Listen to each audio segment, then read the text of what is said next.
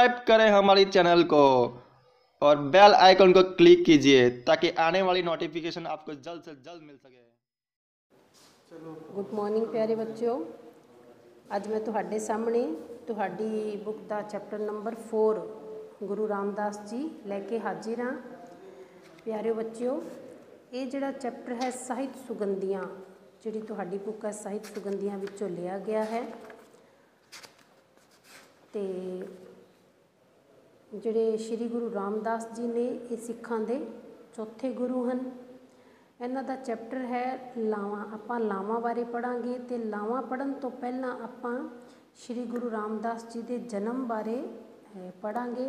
तो बच्चों देखो, जिहड़ियां लाइनां मैं अंडरलाइन करूँगी वो तुसी जदों कापी विच करोगे, जदों गुरु रामदास जी बारे भी तुसी दसना है, उन्हां दे जन्म, मौत, उन्होंने गुरगद्दी कदों मिली, उन्होंने माता पिता का की नाम सीगा, उन्होंने बाणी बारे। तो जिहड़ियां मैं लाइनां अंडरलाइन करूँगी वो तुसी करना है कापी विच। ते सब तो पहला आपां पढ़ांगे गुरु रामदास जी बारे। श्री गुरु रामदास जी सिखां दे चौथे गुरु हैं। गुरु साहिब वालों सिक्खी दे केंद्र श्री अमृतसर की स्थापना नूं इतिहासक कार्य वजों जानिया जाता है। भी अमृतसर शहर है जिहड़ा उसकी स्थापना है वो श्री गुरु रामदास जी ने करवाई सी। श्री गुरु रामदास जी का जन्म 24 सितंबर 1534 ईस्वी नूं चुन्ना मंडी लाहौर पाकिस्तान विखे पिता श्री हरदास जी ते माता दया कौर दे गृह विखे होया। तो सब तो पहली लाइन जिहड़ी हैगी है, जिहड़ी अंडरलाइन आपां करांगे भी श्री गुरु रामदास जी सिखां दे चौथे गुरु सन। ठीक है। फिर आपां देखांगे भी उन्हां दा जन्म कदों होया, 24 सितंबर 1534 नूं। फिर उन्हां दे पिता श्री हरदास जी ते माता दा नाम। ठीक है। फिर मतलब उस तो बाद तुसी इन्ना ही कर दिओ, होर नहीं करना।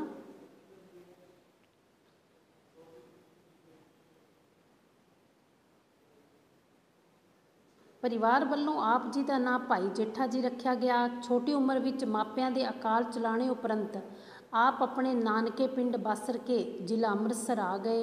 बचपन विच आपने घुंगणियां वेचण का काम भी किया। इत्थे ही आपनूं गुरु रामदास जी की शरण प्राप्त हुई। घुंगणियां मतलब जिहड़ियां बकरियां जिन्हों आपां कह सकते हाँ भी जिवें छोले ने जिहड़े वो बॉयल करके ते उन्हां विच मिठा पा के, या फिर कणक जिहड़ी हुंदी सीगी उसनूं उबाल के उहदे विच मिठा पा के वो वेचण का काम करते हुंदे सीगे श्री गुरु रामदास जी। आप जी की अध्यात्मक संगत तो प्रभावित हो के गुरु रामदास जी ने अपनी बेटी बीबी भानी का विआह आप नाल कर दिता। गुरु अमरदास जी ने आप दी सेवा भावना नूं वेखदे होए आप दा नाम रामदास रख दिता। गुरु अमरदास जी ने 1574 ईस्वी विच आप नूं गुरगद्दी बख्श दिती। ते आप तुसी ये भी लिखना है, ये जिहड़ी लाइन है, गुरु अमरदास जी ने आप जी नूं गुरगद्दी कदों बख्शी सी, 1574 ईस्वी विच। ते 1581 ईस्वी विच आप ज्योति जोत समा गए। तो आप तुसी ये भी लाइन करोगे, ये ज्योति जोत कदों समाए, 1581 ईस्वी विच। श्री गुरु ग्रंथ साहिब विच आप दी बाणी 29 रागां विच दर्ज है।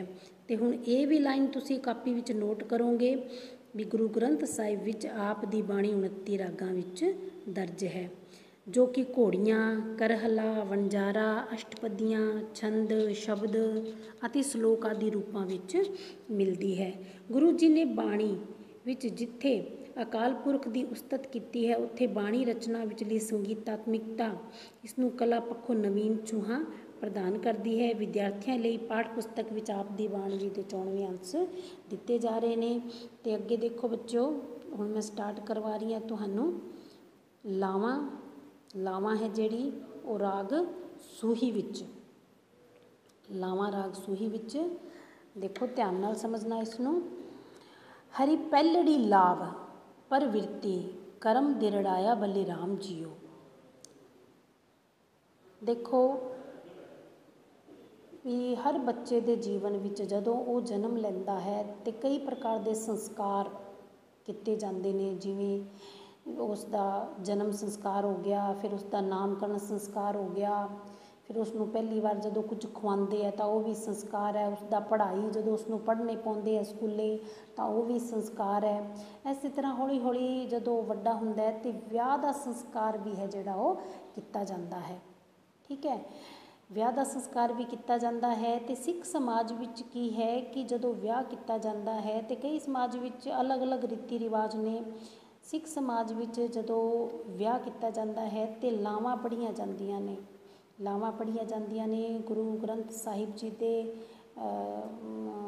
ਮਤਲਬ ਜਿਹੜਾ ਜਿਸ ਜੋੜੇ ਦਾ ਵਿਆਹ ਹੋਣਾ ਹੈ ਉਹ ਲਾਵਾਂ ਲੈਂਦਾ ਹੈ ਤੇ 4 ਲਾਵਾਂ ਨੇ ਜਿਹੜੀਆਂ ਉਹ ਪੜ੍ਹੀਆਂ ਜਾਂਦੀਆਂ ਨੇ। ਤੇ ਬੱਚਿਓ ਦੇਖੋ ਲਾਵਾਂ ਹੈ ਜਿਹੜੀਆਂ ਫੇਰੇ ਹੈ ਜਿਹੜੇ, ਲਾਵਾਂ ਦਾ ਮਤਲਬ ਹੁੰਦਾ ਹੈ ਫੇਰੇ ਲੈਣਾ, ਵਿਆਹ ਕਰਨਾ।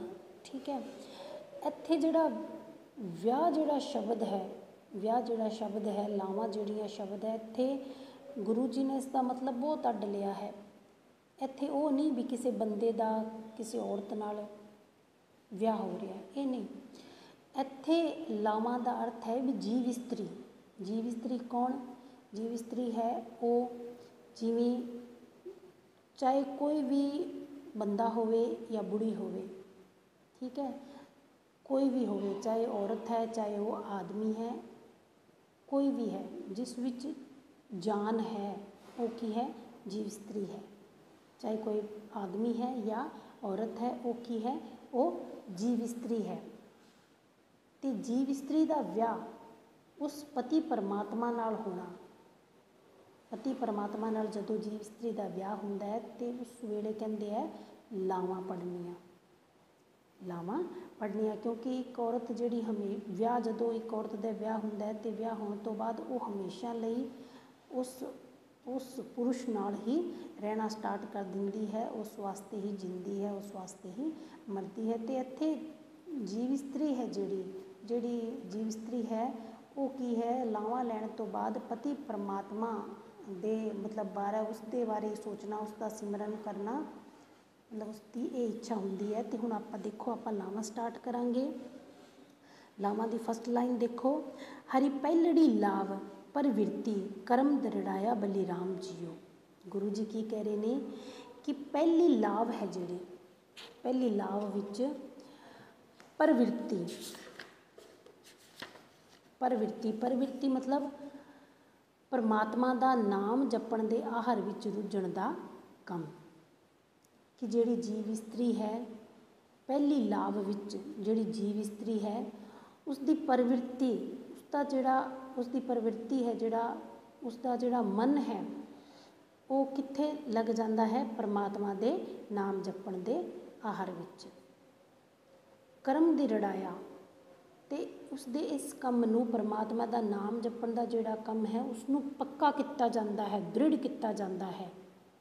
ਬਲੀ ਰਾਮ ਜੀਓ। ਹੁਣ ਇਸ ਲਾਈਨ ਨੂੰ ਜਦੋਂ ਆਪਾਂ ਕਾਪੀ ਵਿੱਚ ਲਿਖਾਂਗੇ ਤੇ ਆਪਾਂ ਕਿਵੇਂ ਲਿਖਾਂਗੇ ਕਿ ਹੇ ਮੇਰੇ ਰਾਮ ਜੀ, ਮੈਂ ਤੁਹਾਡੇ ਤੋਂ ਸਦਕੇ ਜਾਂਦੀ ਹਾਂ। ਕਿਉਂ ਸਦਕੇ ਜਾਂਦੀ ਹਾਂ? ਕਿਉਂਕਿ ਜਿਹੜੀ ਜੀਵ ਇਸਤਰੀ ਹੈ ਜਿਹੜੀ, ਤੁਸੀਂ ਉਸ ਜੀਵ ਇਸਤਰੀ ਦਾ ਕਰਮ ਹੈ ਜਿਹੜਾ ਉਹ ਪੱਕਾ ਕਰ ਦਿੱਤਾ ਹੈ, ਦ੍ਰਿੜ ਕਰ ਦਿੱਤਾ ਹੈ। ਤੇ ਕੀ ਕਰਮ ਪੱਕਾ ਕੀਤਾ ਹੈ? ਕਿ ਉਸ ਨੂੰ ਪਰਮਾਤਮਾ ਦਾ ਨਾਮ ਜਪਣ ਦੇ ਆਹਰ ਵਿੱਚ ਰੁਝਾ ਦਿੱਤਾ ਹੈ।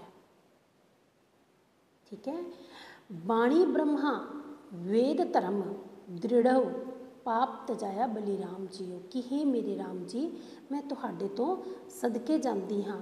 ਕਿਉਂ ਸਦਕੇ ਜਾਂਦੀ ਹਾਂ?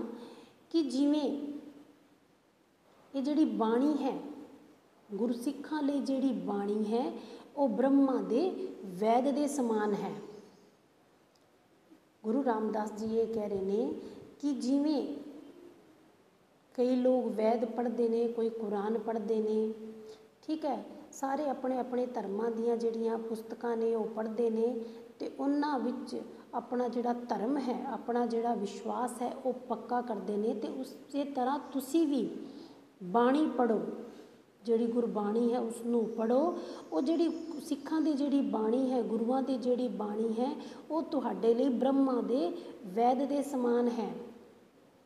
ਤੇ ਆਪਣਾ ਉਸ ਬਾਣੀ ਨੂੰ ਪੜ੍ਹ ਕੇ ਆਪਣਾ ਜਿਹੜਾ ਧਰਮ ਹੈ ਉਹ ਦ੍ਰਿੜ ਕਰੋ, ਪੱਕਾ ਕਰੋ, ਉਸ ਬਾਣੀ ਦੇ ਪ੍ਰਤੀ ਆਪਣੇ ਧਰਮ ਨੂੰ ਤੁਸੀਂ ਪੱਕਾ ਕਰੋ। ਤੇ ਜਦੋਂ ਤੁਸੀਂ ਆਪਣੇ ਧਰਮ ਨੂੰ ਪੱਕਾ ਕਰੋਗੇ ਤਾਂ ਪਾਪ ਤਜਾਇਆ, ਤੇ ਸਾਰੇ ਪਾਪ ਨੇ ਜਿਹੜੇ ਉਹ ਤੁਹਾਡੇ ਤੱਜੇ ਜਾਣਗੇ, ਧੋਤੇ ਜਾਣਗੇ। ਨੈਕਸਟ ਦੇਖੋ, ਧਰਮ ਦ੍ਰਿੜਵ ਹਰੀ ਨਾਮ ਤੇ ਆਵੋ ਸਿਮਰਿਤ ਨਾਮ ਦ੍ਰਿੜਾਇਆ। ਕਿ ਜੇਕਰ ਧਰਮ ਦੇ ਪ੍ਰਤੀ ਤੁਸੀਂ ਪੱਕੇ ਹੋ, ਧਰਮ ਦੇ ਪ੍ਰਤੀ ਜੇਕਰ ਤੁਸੀਂ ਪੱਕੇ ਹੋ, ਧਰਮ ਵਿੱਚ ਜੇਕਰ ਤੁਹਾਡਾ ਵਿਸ਼ਵਾਸ ਹੈ, ਤਾਂ ਤੁਸੀਂ ਉਸ ਹਰੀ ਦਾ ਨਾਮ ਵੀ ਧਿਆਓਗੇ। ਕਿ ਧਰਮ ਵਿੱਚ ਜਿਹੜਾ ਇਨਸਾਨ, ਜੋ ਆਦਮੀ ਧਰਮ ਦੇ ਪ੍ਰਤੀ ਪੂਰਾ ਦ੍ਰਿੜ ਹੁੰਦਾ ਹੈ, ਪੂਰਾ ਪੱਕਾ ਹੁੰਦਾ ਹੈ, ਉਹ ਹਰੀ ਦਾ ਨਾਮ ਧਿਆਉਂਦਾ ਹੈ, ਹਰੀ ਦਾ ਨਾਮ ਸਿਮਰਨ ਕਰਦਾ ਹੈ। ਸਿਮਰਿਤ ਨਾਮ ਦ੍ਰਿੜਾਇਆ, ਸਿਮਰਿਤ ਮਤਲਬ ਸਿਮਰਨ, ਪਰਮਾਤਮਾ ਦੇ ਨਾਮ ਨੂੰ ਸਿਮਰਨ ਕਰਦਿਆਂ ਉਹ ਆਪਣਾ ਧਰਮ ਵਿੱਚ ਆਪਣਾ ਜਿਹੜਾ ਵਿਸ਼ਵਾਸ ਹੈ ਉਹ ਦ੍ਰਿੜ ਕਰ ਲੈਂਦਾ ਹੈ। ਸਤਿਗੁਰੂ ਗੁਰੂ ਪੂਰਾ ਰਾਧਵ ਸਭ ਕਿਲਵਿਕ ਪਾਪ ਗਵਾਇਆ।